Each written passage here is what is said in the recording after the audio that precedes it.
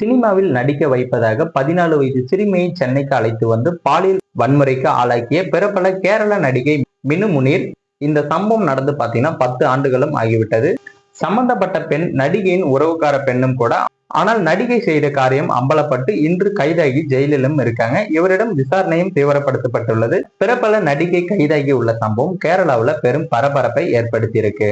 நமது சேனல்ல பாத்தீங்கன்னா தினமும் நடக்கக்கூடிய பல்வேறு விதமான குற்ற சம்பவங்களை குறித்து உடனுக்குடன் செய்திகள் பதிவேற்றம் பண்ணிட்டு வரோம். நீங்களும் இது போன்ற செய்திகளை உடனுக்குடன் தெரிஞ்சுக்கணும்னா மறக்காம நமது சேனலை சப்ஸ்கிரைப் பண்ணுங்க, பெல் ஐக்கானை கிளிக் பண்ணுங்க. அப்பதான் நம்ம போடக்கூடிய வீடியோ உங்களுக்கு உடனுக்குடன் நோட்டிபிகேஷன் தான் வந்து சேரும். கேரள மாநிலம் பத்தினம்திட்டா மாவட்டத்தில் உள்ள திருவள்ளா பகுதியைச் சேர்ந்தவர் மினு முனீர் என்ற மினு சூரியன். இவருக்கு தற்போது பாத்தீங்கன்னா இவருக்கு 52 வயதும் ஆகிறது. கடந்த 2008 கேரளாவில் சீரியல்ல அறிமுகமானவர். சீரியல்களில் கிடைத்த புகழை கொண்டு சினிமாவிலும் என்ட்ரி தந்திருக்காரு.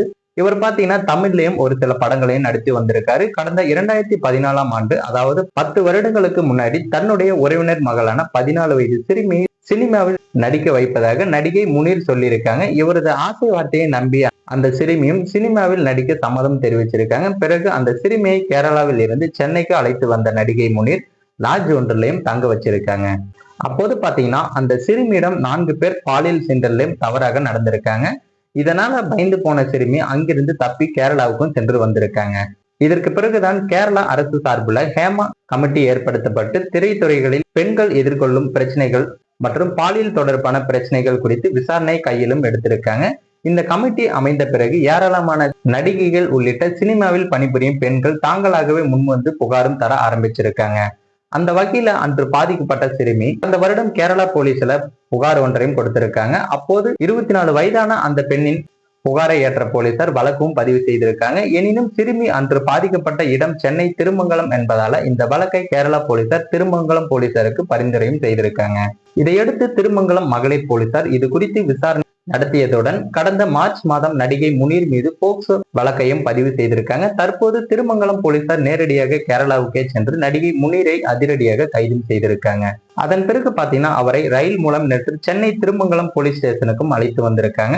அங்கு பாத்தீங்கன்னா 10 வருடம் முன்பு சிறுமிக்கு ஏற்பட்ட பாலியல் சிண்டல் தொடர்பாக நடிகையிடம் விசாரணையும் தொடங்கியிருக்காங்க. அது மட்டுமல்லாமல் திருமங்கலம் லாட்ஜில் சிறுமியிடம் தவறாக நடந்து கொண்ட 4 பேர் யார் யார் என லிஸ்டும் கையில் எடுக்கப்பட்டிருக்காங்க. எனவே அந்த 4 பேரையும் கைது செய்யும் நடவடிக்கையிலும் திருமங்கலம் போலீசார் இறங்கியிருக்காங்க.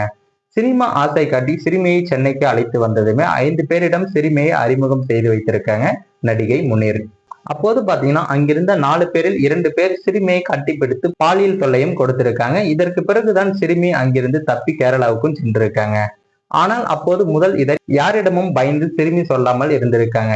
தற்போது 24 வயதாகும் அப்பெண்ணுக்கு திருமணமும் ஆகியிருக்கு. தன்னுடைய கணவர் மற்றும் குடும்பத்தினரிடம் அனுமதி பெற்று கடந்த வருடம் நடிகை முனீர் மீது புகாரையும் அந்த பெண்மணி கொடுத்திருக்காங்க. அதன் பிறகுதான் தற்போது கைதாகி உள்ள நடிகை நேற்றும் இன்று 2வது நாளாகவும் நடிகையிடம் விசாரணையும் நடத்தப்பட்டிருக்கு. இதில் பல்வேறு விவரங்களை நடிகையிடம் பெற்று வராங்க போலீசார். கடந்த ஆண்டு ஹேமா கமிட்டி அறிக்கை வெளியாகி கேரளா திரையுலகையை வைத்திருக்கு. அதன் பிறகு பாத்தீங்கன்னா பல நடிகைகள் பாலியல் புகார்களை சம்பந்தப்பட்ட நடிகர்கள் மீதும் முன்வைத்திருக்காங்க. நடிகர் முகேஷ், மணியன் பிள்ளை ராஜு, இடவேல பாபு, ஜெயசூரிய என 4 பேர் பாலியல் தொல்லை கொடுத்ததாக நடிகை மினு முனீர் போலீசாரிடம் தகவலும் கொடுத்திருக்காங்க. இந்த சம்பவம் பாத்தீங்கன்னா திரைத்துறை வட்டாரத்தில் பெரும் அதிர்வலைகளை ஏற்படுத்தியிருக்கு. மேலும் இது போன்ற குற்ற சம்பவங்கள் ஈடுபடுவோருக்கெல்லாம் என்ன மாதிரி தண்டனை கொடுக்கலாம் என்ற விவரத்தை கமெண்ட் பாக்ஸ்ல மறக்காம பதிவு பண்ணுங்க. மேலும் இது போன்ற வீடியோக்களை உடனுக்குடன் காண மறக்காம நமது சேனலை சப்ஸ்கிரைப் பண்ணுங்க, பெல் ஐக்கானை கிளிக் பண்ணுங்க. அப்பதான் நம்ம போடக்கூடிய வீடியோ உங்களுக்கு உடனுக்குடன் நோட்டிபிகேஷனா வந்து சேரும்.